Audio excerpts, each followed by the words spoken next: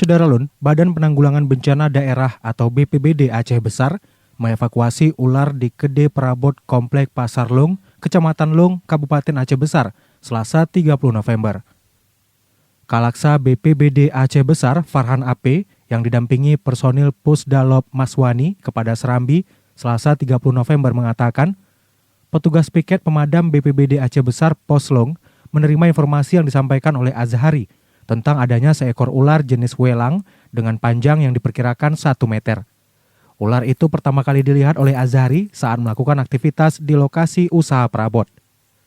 Mengetahui kejadian tersebut, Azhari langsung memberitahukan warga untuk menghubungi petugas Pos Damkar BPBD Lung untuk proses penangkapan. Petugas piket pemadam BPBD Aceh Besar Pos Lung di bawah pimpinan Danru Haris yang didampingi oleh 4 personel damkar langsung menuju ke tempat usaha perabot milik Azhari. Penangkapan ular dilakukan menggunakan stik khusus. Pukul 11.30 ular tersebut berhasil ditangkap dan akan dilepas liarkan ke habitatnya. Dari Aceh Besar, Asnawi Lui, Serambi On TV.